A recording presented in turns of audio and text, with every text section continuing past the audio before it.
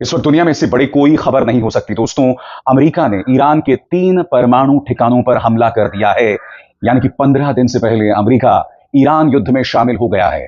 हालांकि ट्रंप ने इस ऐलान के बाद यह कहा कि अब हमें शांति को मौका देना चाहिए, मगर आप जानते हैं दोस्तों, ईरान इसे बख्शने नहीं वाला है। ईरान ने पहले ही चेतावनी दी थी, अमेरिका को कहा था कि अगर तुम युद्ध में शामिल होगे और अगर तुमने बुरी नजर डाली हमारे परमाणु ठिकानों पर, तो इसका तुम्हें खमियाजा भुगतना पड़ेगा। ईरान ने यह ऐलान कर दिया है कि स्ट्रेट ऑफ हॉर्मुज से अब कोई भी तेल के जो जहाज हैं उन्हें जाने नहीं दिया जाएगा। इसका मतलब आप जानते हैं, इसका मतलब भारत जैसे कई देशों में अब तेल की कीमतें बढ़ने वाली हैं।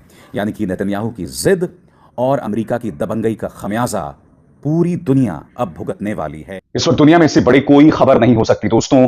अमेरिका ने ईरान के 3 परमाणु ठिकानों पर हमला कर दिया है। यानी कि 15 दिन से पहले अमेरिका ईरान युद्ध में शामिल हो गया है। हालांकि ट्रंप ने इस ऐलान के बाद यह कहा कि अब हमें शांति को मौका देना चाहिए, मगर आप जानते हैं दोस्तों, ईरान इसे बख्शने नहीं वाला है। ईरान ने पहले ही चेतावनी दी थी, अमेरिका को कहा था कि अगर तुम युद्ध में शामिल होगे और अगर तुमने बुरी नजर डाली हमारे परमाणु ठिकानों पर, तो इसका तुम्हें खमियाजा भुगतना पड़ेगा। इस वक्त इससे बड़ी खबर कोई नहीं हो सकती। मैं आपको बताना चाहता हूं कि आज सुबह अमेरिकी राष्ट्रपति डोनाल्ड ट्रंप ने इस बात का ऐलान किया, यानी कि एक बात स्पष्ट है कि B-2 बॉम्बर्स, जिसको लेकर मूवमेंट लगातार हो रही थी, वो B-2 बॉम्बर्स इसी बड़े हमले के लिए थी। सबसे पहले मैं आपको बताना चाहता हूं कि अमेरिकी राष्ट्रपति डोनाल्ड ट्रंप ने ऐलान क्या किया आपकी स्क्रीन पर। हमने ईरान के 3 न्यूक्लियर ठिकानों फोर्डो, नतांज और इस्फहान पर अपना हमला सफलतापूर्वक पूरा कर लिया है। सारे प्लेन अब ईरान की एयर स्पेस से बाहर निकल चुके हैं।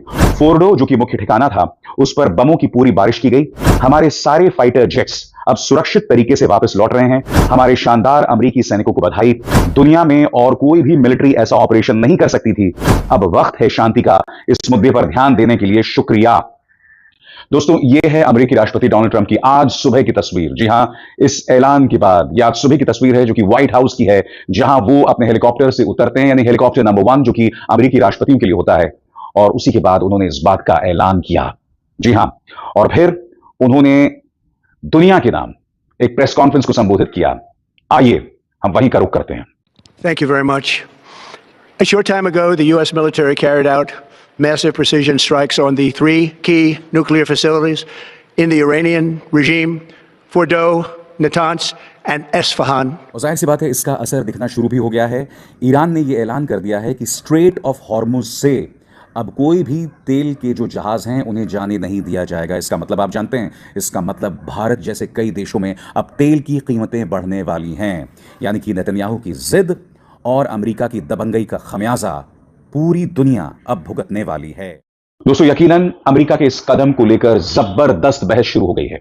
उनके न्यूज चैनल्स में इस बात को लेकर बहस हो गई है कि डोनाल्ड ट्रंप जो बार बार कहते थे कि America first, make America great again, खुद उनकी रिपब्लिकन पार्टी के कई लोग कह रहे थे कि हमें इस युद्ध में शामिल नहीं होना चाहिए, क्योंकि स्वाभाविक सी बात है, इस युद्ध में शामिल होकर, इन 3 परमाणु ठिकानों पर हमला बोलकर, कहीं ना कहीं अमेरिका जब इस युद्ध में शामिल हो रहा है तो उसे इसके परिणाम भुगतने पड़ेंगे। क्योंकि जैसे मैंने कहा, ईरान माफ नहीं करने वाला है।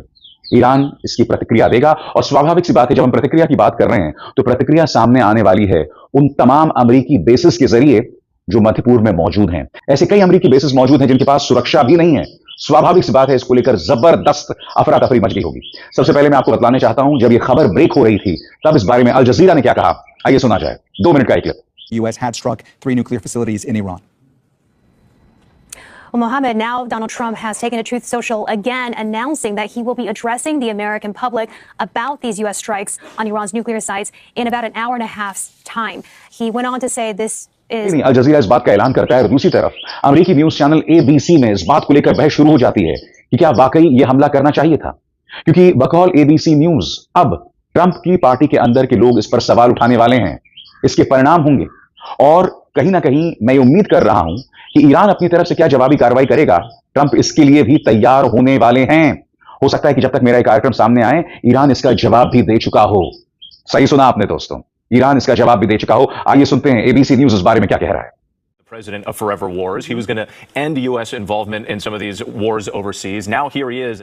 दोस्तों, याद कीजिएगा, इसी मंच पर मैंने आपको बताया था कि B-2 बॉम्बर्स की मूवमेंट शुरू हो गई है। और इस बारे में क्या जानकारी मैंने आपको दी थी, इस पर गौर किया जाए।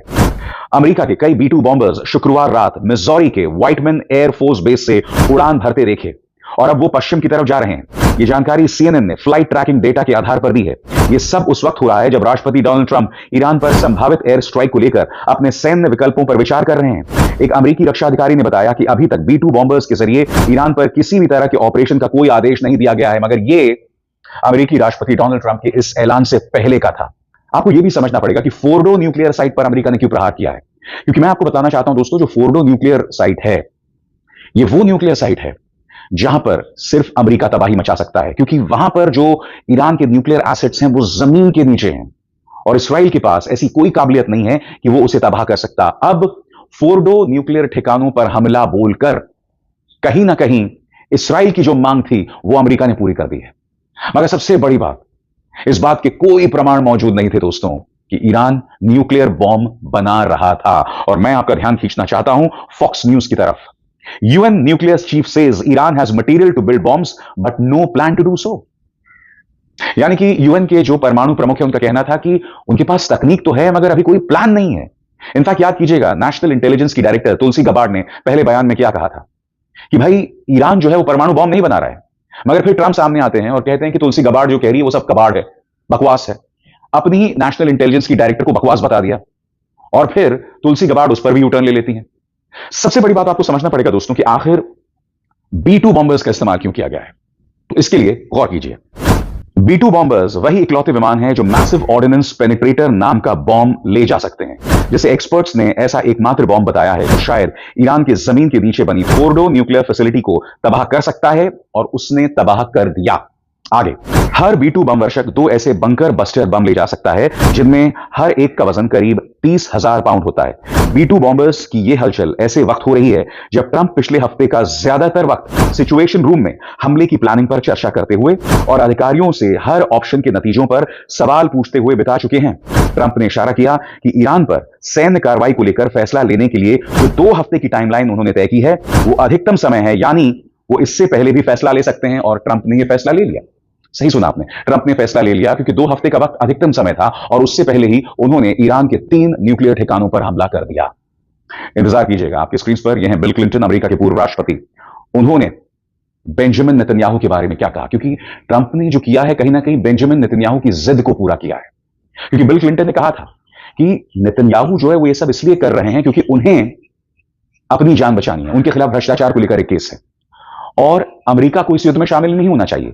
मगर बिल क्लिंटन ने जो सलाह दी थी उसे नजरअंदाज कर दिया डोनाल्ड ट्रंप ने। और जाहिर सी बात है दोस्तों, ट्रंप के इस फैसले का विरोध खुद अमेरिका के अंदर हो रहा है। वहां के सांसद कह रहे हैं कि ट्रंप ने ईरान के साथ युद्ध की शुरुआत कर दी है और इस युद्ध की शुरुआत के लिए उन्हें अमेरिकी संसद की मंजूरी की जरूरत थी और उन्होंने कांग्रेस से ऐसी कोई मंजूरी नहीं ली है। स्वाभाविक सी बात है, ट्रंप ने जो किया है वो संविधान के खिलाफ है और ट्रंप को ऐसा नहीं करना चाहिए। अमेरिका के अंदर आवाजें उठ रही हैं। अमेरिका में कई लोग कह रहे हैं कि ट्रंप एक आतंकवादी है। इस तरह की बातें की जा रही हैं और स्वाभाविक सी बात है दोस्तों, ये ट्रंप के लिए ठीक नहीं होने वाला है। और आप जानते हैं इस वक्त कौन सा देश, किस देश की सबसे ज्यादा बेइज्जती होने वाली है? पाकिस्तान। क्या आप जानते हैं दोस्तों, जैसा कि खबर कह रही है, पाकिस्तान ने डोनाल्ड ट्रंप के नाम की सिफारिश नोबेल शांति पुरस्कार के लिए किया था। सही सुना आपने दोस्तों, पाकिस्तान अमेरिका की चमचाई कर रहा है, जबरदस्त चाटुकारिता कर रहा है और उस चाटुकारिता में उसने तमाम हदों को पार कर दिया, यह करते हुए कि उसने डोनाल्ड ट्रंप के नाम की सिफारिश नोबेल शांति पुरस्कार के लिए कर दिया। क्यों? क्योंकि भारत के मुकाबले वो अपने आप को अमेरिका की नजरों में और ऊंचा उठाना चाहता था। अब डोनाल्ड ट्रंप ने क्या कर दिया है, वहां के 3 न्यूक्लियर ठिकानों पर हमला बोल दिया। अब होने क्या वाला है दोस्तों, इसके बाद पाकिस्तान अपना मुंह नहीं दिखा पाएगा पूरे इस्लामिक वर्ल्ड में, पूरे मुस्लिम ब्रदरहुड में, और ये पाकिस्तान के लिए जबरदस्त शर्मिंदगी का सबब बनने वाली है दोस्तों। और मैं आपको फिर बता दूं, अमेरिका के अंदर डोनाल्ड ट्रंप के इस फैसले का विरोध हो रहा है और आने वाले दिनों में ट्रंप के लिए हालात अच्छे नहीं होने वाले हैं। इस बीच पैरेलल लेवल पर समानांतर तौर पर एक और खबर आ रही है दोस्तों। वॉल स्ट्रीट जर्नल की इस खबर पर गौर कीजिए। वॉल स्ट्रीट जर्नल यह कहता है कि बंकर में छुपे हुए ईरान के सुप्रीम लीडर खामेनी ने अपने 3 उत्तराधिकारियों का ऐलान किया और ये सब धार्मिक, यानी कि वहां के स्पिरिचुअल गुरु होंगे, बिल्कुल उनकी तर्ज पर, क्योंकि कहीं ना कहीं खामेनी को इस बात का अंदाजा है कि इजराइल उन्हें मारना चाहता है। और अब जबकि 3 परमाणु ठिकानों को अमेरिका ने तबाह कर दिया है, जिसका जवाब ईरान दे रहा है, तो स्वाभाविक सी बात है दोस्तों, इसका असर पड़ने वाला है। सबसे पहले मैं आपको बताना चाहता हूं कि न्यूयॉर्क टाइम्स इस बारे में क्या कह रहा है।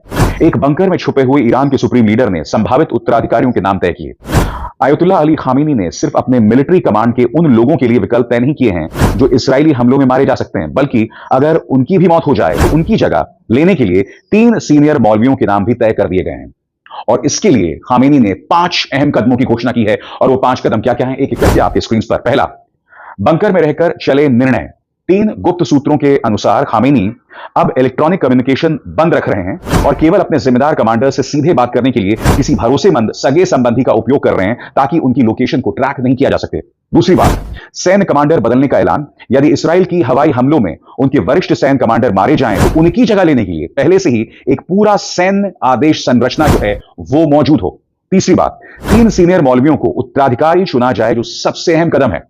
खामेनी ने 3 वरिष्ठ धर्मगुरुओं के नाम रखे हैं, ताकि अगर उन्हें निशाना बनाया जाए तो इस बदले हुए समय में सत्ता का जो स्थानांतरण हो, ट्रांसफर हो, इसमें कोई दिक्कत जो है सामने पेश ना आए, बहुत ही सहज रूप से हो सके। और हमें नहीं भूलना चाहिए कि नेतन्याहू ने एक इंटरव्यू में कहा था कि खामेनी को मार देना चाहिए, इससे युद्ध रुक जाएगा। और आप जानते हैं कि ट्रंप ने इस बात से इनकार किया था, मगर ट्रंप तो इस बात से भी इनकार कर रहे थे कि उन्हें इस युद्ध में शामिल होना चाहिए या नहीं होना चाहिए, मगर फिर उन्होंने 3 न्यूक्लियर ठिकानों पर हमले कर दिए, जिससे पूरे युद्ध का चेहरा जो है वो बदल गया है। आगे दोस्तों, सोच समझकर लिया गया निर्णय। विशेषज्ञों का मानना है कि यह स्पष्ट संकेत है कि इसराइल या अमेरिका उनसे किसी भी तरह का टारगेटेड हमला कर सकता है, जो कुरानी दृष्टि से शहादत माना जाएगा। लेकिन इस बीच उन्होंने भविष्य की योजना भी बना ली है। इसके अलावा 5वां कदम, और वह है इंटरनेट बंदी को लेकर। आपकी स्क्रीन पर ईरान में कुछ इलाकों में इंटरनेट सेवाएं बंद कर दी गई हैं, वहीं उनके द्वारा इलेक्ट्रॉनिक कम्युनिकेशन प्रतिबंधित कर दी गई है। वरिष्ठ अधिकारी और कमांडर भूमिगत रह रहे हैं और संदिग्ध गतिविधियां सार्वजनिक तौर पर पूछी जा सकती हैं। तो इस तरह के तमाम कदम सुप्रीम लीडर खामेनी उठा रहे हैं। मगर दूसरी तरफ ट्रंप ने जो कदम उठाए हैं, स्वाभाविक सी बात है, इसके परिणाम देखे जा रहे हैं और देखे जाने वाले हैं। जी हाँ दोस्तों, आपने सुना, अमेरिका ने ईरान पर हमला कर दिया है। अब ये जंग दोस्तों दूसरा रूप ले चुकी है। अब ये बहुत ही खतरनाक बन चुकी है। दोस्तों ये थे अभिसार शर्मा जी, पूरी जानकारी आपको इस वीडियो में दी। उम्मीद करता हूँ ये वीडियो आपको पसंद आई होगी दोस्तों। और इस वीडियो को लेकर आपकी क्या राय है, अपनी राय कमेंट बॉक्स में ज़रूर रखें। मिलते हैं दोस्तों एक नई वीडियो के साथ, नई अपडेट के साथ। अपना ख्याल रखें।